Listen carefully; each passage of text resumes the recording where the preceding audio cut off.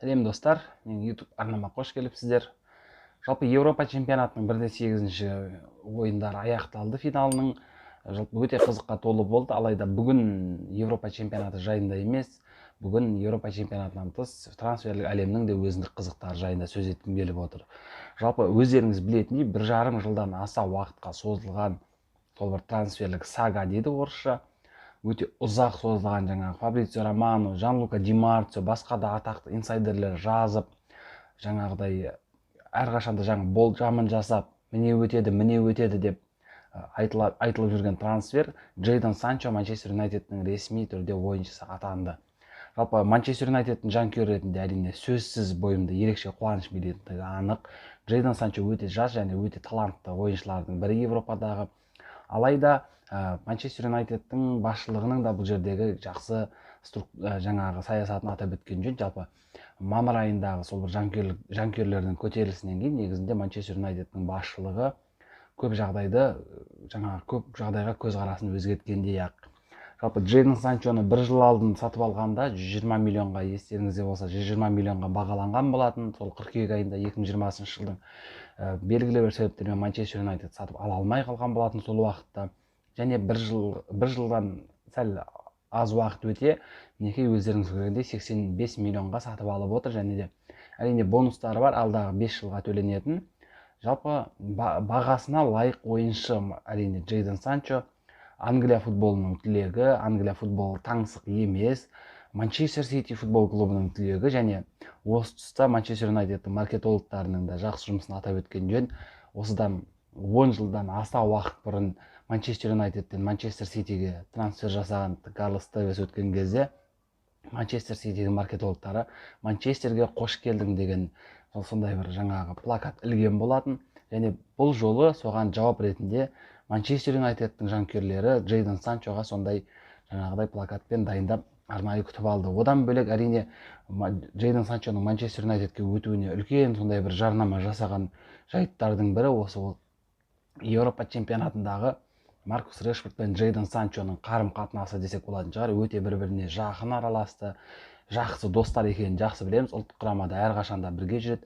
Және де Манчестер Юнайтед Джейдон Санчоны ресми түрде сатып алғандығын хабарлағаннан кейін, бірнеше сағаттардан кейін өте жаңағы сенімді инсайдерлердің бірі Мухаммед Бухаси өзінің Twitter парақшасында Манчестер Юнайтедтің Рафаэль Варанды да сатып алуға деген мүмкіндігінің көбейгені жайында атап өтті.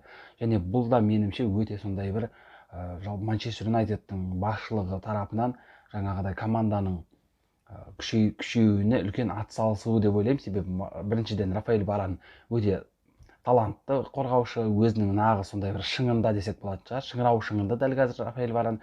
Және де тәжірибе әрине 4 дүркін Еуропа чемпионы, Еуропа чемпиондар лигасының жеңімпазы, және де әлем чемпионы. Бұл деген әрине өте сондай бір үлкен актив Манчестер Юнайтедтің құрамына, дәл қазіргі құрамына сондай бір жетіспей жатқан пазл десек болатын шығар. Оле Гуннер Сульшердің командасында. Және келесі ол ойыншының трансфері емес, ол бапкердің трансфері. Өздеріңіз білетіндей, Рафаэль Бенитес Эвертон футбол клубының бас бапкері атанды. Жалпы негізінде Рафаэль Бенитестің осы тағайындалуына Ливерпульдің де Эвертонның да жанкүйерлері қарсы болғанын білесіздер. Өздеріңіз біраз жанкүйерлер білетін шығар. Сол бір жаңағы Рафаэль Бенитес өздеріңіз білетіндей кезінде Ливерпуль футбол клубын жаттықтырған.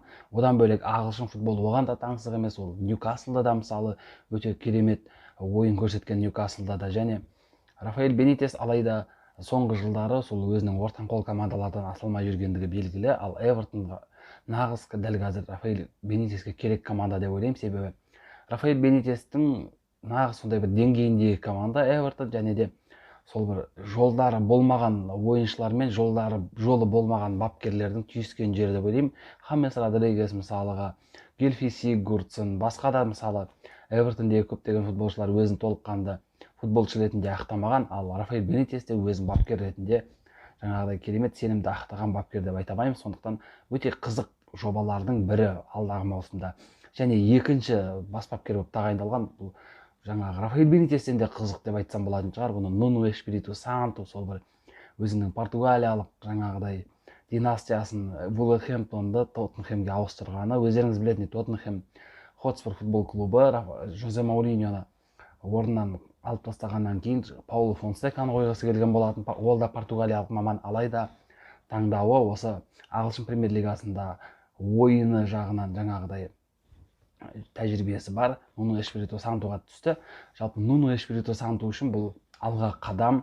Өте жақсы бапкер Нуну Эшпириту Санту, болашағынан үлкен үміт күттіретін бапкер. Сондықтан Тоттенхемде Нуну Эшпириту Санту сол бір Тоттенхемнің көп жылдар бойғы арманы, тым болмағанда бір рет алтын жүлде алуды іске асыруы әбден мүмкін бапкерлердің қатарына жатады Нуну Эшпириту Санту. Рафаэль Бентеске де Нуну Эшпириту Сантуға да алдағы маусымда сәттілік тілеп қаламыз.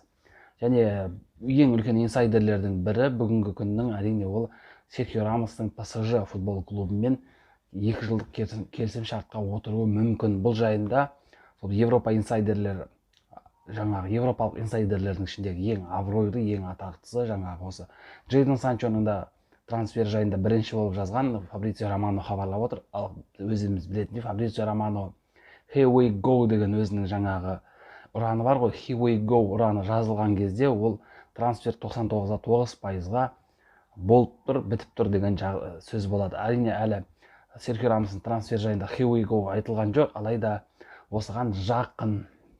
Жалпы ПСЖ байқасаңыздар соңғы жылдары сондай бір көрінген жылтыраған жұлдызды ала беретін жаңағыдай ақшаны оңды-соңды шашатын клубтан қарағанда көбірек жаңағыдай осындай бір ақылды саясатымен ерекшеленетін футбол клубына айналып бара жатыр. Топ клубқа, нағыз еуропалық топ клубқа айналып бара жатыр. Бұл әрине қуантпай қоймайды.